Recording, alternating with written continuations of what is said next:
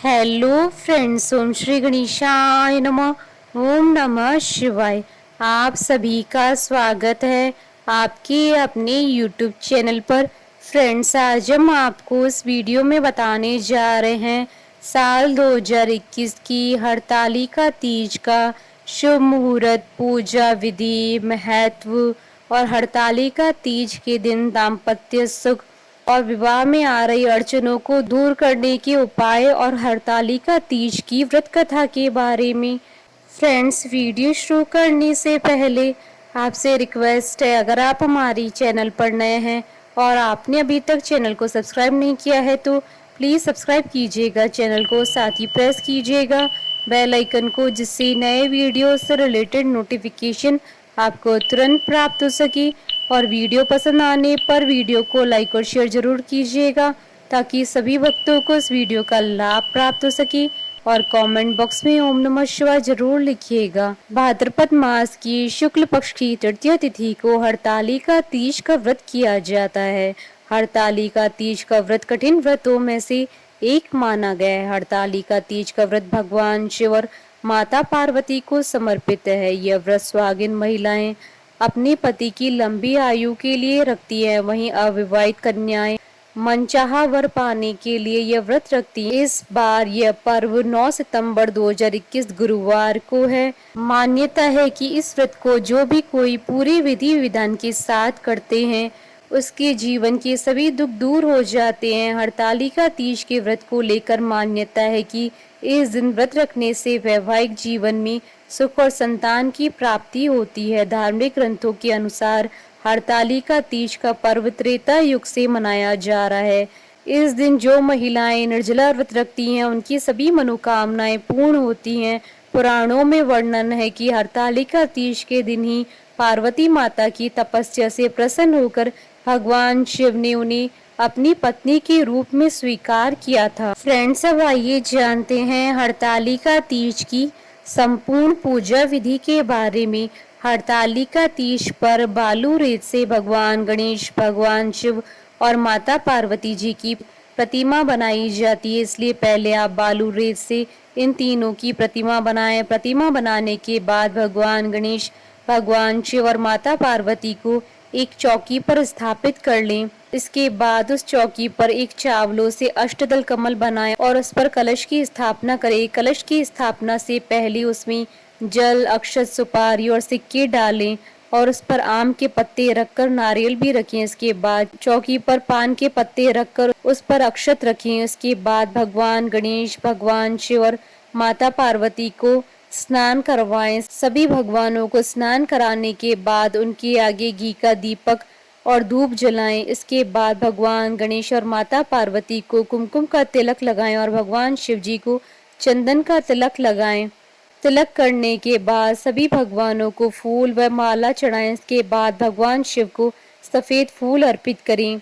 इसके बाद भगवान गणेश जी को दूर्वा और भगवान शिव जी को बेलपत्र, धतूरा, बांग और शमी के पत्ते अर्पित करें। भगवान शिव जी को यह सभी चीजें अर्पित करने के बाद भगवान गणेश और माता पार्वती को पीले चावल अर्पित करें और भगवान शिव जी को सफेद चावल अर्पित करें। इसके बाद सभी भगवानों को कलावा अर्पित करें और भगवान गणेश और भगवान शिव जी को जनेऊ भी अर्पित करें। जनेऊ अर्पित करने के बाद स्वाहा की पिटारी में स्वाहा की सारी सामग्री सजा कर रखें। फिर इन वस्तुओं को माता पार्वती को अर्पित करें। शिव जी को धोती तथा अंगोछा अर्पित करें और तत्पश्चात स्वाग सामग्री किसी ब्राह्मणी को दे तथा धोती अंगोछा ब्राह्मण को दे दें। इस प्रकार भगवान गणेश, पार्वती तथा शिव जी की पूजन आराधना कर हरतालिका व्रत कथा सुने। तत्पश्चात सर्वप्रथम गणेश जी की आरती करें, फिर शिव जी और फिर माता पार्वती की आरती करें। भगवान की परिक्रमा करें। रात्रि जागरण करके सुबह पूजा के बाद माता पार्वती को सिंदूर चढ़ाएं, ककड़ी हलवे का भोग लगाएं, फिर ककड़ी खाकर उपवास तोड़ें। अंत में समस्त सामग्री को एकत्रित कर पवित्र नदी या किसी कुंड में विसर्जित करें। फ्रेंड्स, अब आइए जानते हैं हरतालिका तीज की शुभ मुहूर्त के बारे में। हिंदू पंचांग के अनुसार इस बार हरतालिका तीज व्रत 9 सितंबर 2021 गुरुवार के दिन है। तृतीया तिथि प्रारंभ होगी 9 सितंबर 2021 को सुबह 2:33 पर और तृतीय तिथि का समापन होगा रात्रि 12:18 पर। प्रातः काल की पूजा का शुभ समय रहेगा सुबह 6:03 से सुबह 8:33 तक और प्रदोष काल की पूजन का समय रहेगा शाम 6:33 से रात्रि 8:51 तक। फ्रेंड्स, अब आइए जानते हैं हरतालिका तीज के दिन किए जाने वाले उपायों के बारे में। हरतालिका तीज में माता पार्वती की पूजा की जाती है। पूजा के बाद आपको अपने हाथ से खीर बनाकर माता पार्वती को भोग लगाना है। इसके बाद प्रसाद रूप में वह खीर पति को खिलाएं। दूसरे दिन उपवास खोलने के बाद आप भी खाएं। इस उपाय को करने से दाम्पत्य जीवन में खुशहाली आती है। पूजा के बाद आप 11 नवविवाहिताओं को सुहाग की पिटारी भेंट करें। इसमें पूरा 16 श्रृंगार होना चाहिए। 5 बुजुर्ग सुहागनों को साड़ी और बिछिया दे, जोड़े से उनके पैर छुएं। हरतालिका तीज के दिन सुबह जल्दी उठकर स्नान करें, फिर शिव पार्वती के मंदिर में जाएं। मंदिर में शिव पार्वती को लाल गुलाब चढ़ाएं। मंदिर में ही भगवान शिव और नंदी को शहद चढ़ाएं। हरतालिका तीज में जब पूजा करें तब माता पार्वती को चुनरी चढ़ाएं और अपने हाथों से नथ पहनाएं। हरतालिका तीज के दिन शुभ मुहूर्त में पति से अपनी मांग भरवाएं। इसके बाद बिछिया पायल भी पहनवाएं। मान्यता है कि ऐसा करने से पति पत्नी के बीच प्यार बढ़ता है। हरतालिका तीज पर गणेश मंदिर में मालपुए अर्पित करने से दाम्पत्य जीवन में रस घुलता है। हरतालिका तीज पर पति पत्नी हाथों से पान का बीड़ा लगाकर शिव जी को चढ़ाएं, फिर पति को दें। इससे भी आपस में प्रेम बढ़ता है। गुड़ के 11 लड्डू मां पार्वती को चढ़ाएं और अगले दिन श्री गणेश चतुर्थी पर गणेश स्थापना के बाद खाएं। इसके अलावा अगर किसी लड़की की शादी बार बार टूट रही हो तो ये खास उपाय करके वह मनचाहा वर पा सकती हैं। जिनका विवाह बार बार टूट जाता है उन्हें इस दिन सुबह से ही निर्जल व्रत रखना चाहिए। फिर प्रदोष काल में पीले वस्त्र पहनकर भोलेनाथ के मंदिर में जाएं और शिवलिंग पर चंदन और जल अर्पित करें। पार्वती जी को कुमकुम अर्पित करें। ओम पार्वती पते नमः मंत्र का 108 बार जाप करें। माता पार्वती को चढ़ाया गया कुमकुम अपने पास रखें और स्नान करके इसका टीका लगाएं। फ्रेंड्स, अब आइए प्रारंभ करें हरतालिका तीज की पौराणिक व्रत कथा। एक बार भगवान शिव जी ने पार्वती जी को उनकी पूर्व जन्म का स्मरण कराने के उद्देश्य से इस व्रत के महात्म्य की कथा कही थी। श्री भोले शंकर बोले, हे गौरी, पर्वतराज हिमालय पर स्थित गंगा के तट पर तुमने अपनी बाल्यावस्था में 12 वर्षों तक अधोमुखी होकर घोर तप किया था। इतनी अवधि में तुमने अन्न न खाकर पेड़ों के सूखे पत्ते चबाकर व्यतीत किए। माघ की विकराल शीतलता में तुमने निरंतर जल में प्रवेश करके तप किया। वैशाख की जला देने वाली गर्मी में तुमने पंचाग्नि से शरीर को तपाया। श्रावण की मूसलाधार वर्षा में खुले आसमान के नीचे बिना अन्न जल ग्रहण किए समय व्यतीत किया। तुम्हारे पिता तुम्हारी कष्ट साध्य तपस्या को देखकर बड़े दुखी होते थे। उन्हें बड़ा कलेश होता था। तब एक दिन तुम्हारी तपस्या तथा पिता की कलेश को देखकर नारद जी तुम्हारे घर पधारे। तुम्हारे पिता ने हृदय से अतिथि सत्कार करके उनके आने का कारण पूछा। नारद जी ने कहा, गिरिराज, मैं भगवान विष्णु के भेजने पर यहाँ उपस्थित हुआ हूँ। आपकी कन्या ने बड़ा कठोर तप किया है। इससे प्रसन्न होकर वे आपकी सुपुत्री से विवाह करना चाहते हैं। संदर्भ में आपकी राय जानना चाहता हूँ। नारद जी की बात सुनकर गिरिराज गदगद हो उठे। उनके तो जैसे सारे कलेश ही दूर हो गए। प्रसन्नचित होकर वे बोले, श्रीमान, यदि स्वयं विष्णु मेरी कन्या का वरण करना चाहते हैं तो भला मुझे क्या आपत्ति हो सकती है। वे तो साक्षात ब्रह्म है। हे महर्षि, यह तो हर पिता की इच्छा होती है कि उसकी पुत्री सुख संपदा से युक्त पति के घर की लक्ष्मी बने। पिता की सार्थकता इसी में है कि पति के घर जाकर उसकी पुत्री पिता के घर से अधिक सुखी रहे।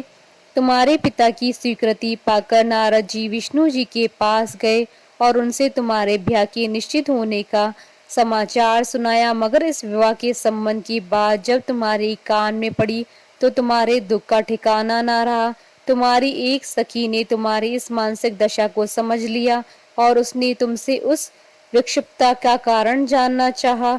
तब तुमने बताया। मैंने सच्चे हृदय से भगवान शिव शंकर का वरण किया है, किंतु मेरे पिता ने मेरा विवाह विष्णु जी के साथ निश्चित कर दिया है। मैं विचित्र धर्म संकट में हूँ, अब क्या करूँ? प्राण छोड़ देने के अतिरिक्त अब कोई भी उपाय शेष नहीं बचा है। तुम्हारी सखी बड़ी ही समझदार और सूझबूझ वाली थी। उसने कहा, सखी, प्राण त्यागने का इसमें कारण ही क्या है? संकट के मौके पर धैर्य से काम लेना चाहिए। नारी के जीवन की सार्थकता इसी में है कि पति रूप में हृदय से जिसे एक बार स्वीकार कर लिया, जीवन पर्यंत उसे ही निर्वाह करे। सच्ची आस्था और एक निष्ठा के समक्ष तो ईश्वर को भी समर्पण करना पड़ता है।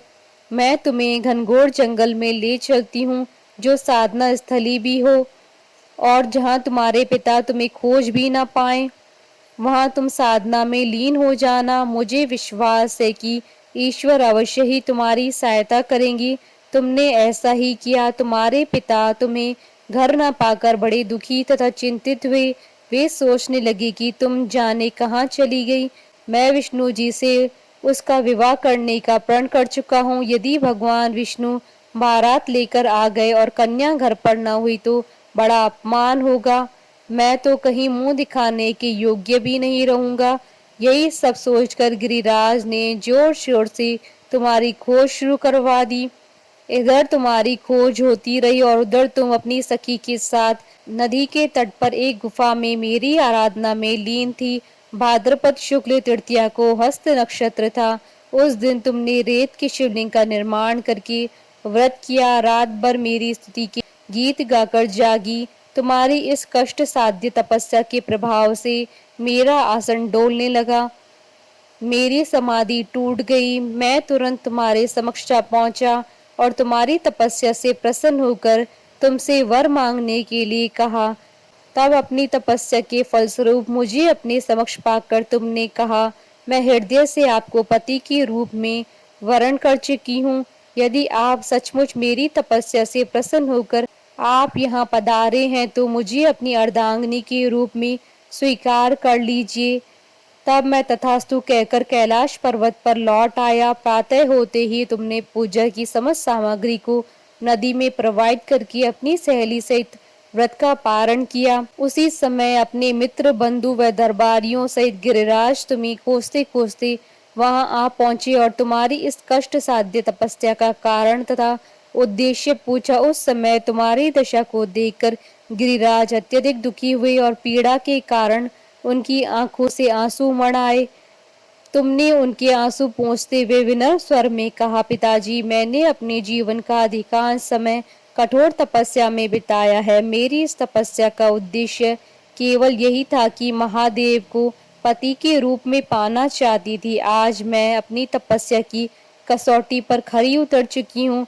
आप क्योंकि विष्णु जी के साथ मेरा विवाह करने का निर्णय ले चुके थे, इसलिए मैं अपने आराध्य की खोज में घर छोड़कर चली आई। अब मैं आपके साथ इसी शर्त पर घर जाऊंगी कि आप मेरा विवाह विष्णु जी से न करके महादेव जी से करेंगे। गिरिराज मान गए और तुम्हें घर पर ले गए। कुछ समय के पश्चात शास्त्रोक्त विधि विधान पूर्वक उन्होंने हम दोनों को विवाह सूत्र में बांध दिया। हे पार्वती, भाद्रपद की शुक्ल तृतीया को तुमने मेरी आराधना करके जो व्रत किया था, उसी के फलस्वरूप मेरा तुमसे विवाह हो सका। भगवान शिव ने आगे कहा, हे पार्वती, भाद्रपद की शुक्ल तृतीया को तुमने मेरी आराधना करके जो व्रत किया, उसी की परिणाम स्वरूप हम दोनों का विवाह संभव हो सका। इस व्रत का महत्व यह है कि मैं इस व्रत को पूर्ण निष्ठा से करने वाली प्रत्येक स्त्री को मनोवांछित फल देता हूँ। भगवान शिव ने पार्वती जी से कहा, इस व्रत को जो भी स्त्री पूर्ण श्रद्धा से करेगी, उसे तुम्हारी तरह अचल सुहाग प्राप्त होगा। इस व्रत को हरतालिका इसलिए कहा जाता है क्योंकि पार्वती की सखी उन्हें पिता और प्रदेश से हरकर जंगल में ले गई थी। हरत अर्थात हरण करना और तालिका अर्थात सखी। बोलिए भगवान शंकर माता पार्वती जी की जय। हमारे साथ इस वीडियो में अंत तक बने रहने के लिए आपका धन्यवाद। ओम श्री गणेशाय नमः। ओम नमः शिवाय।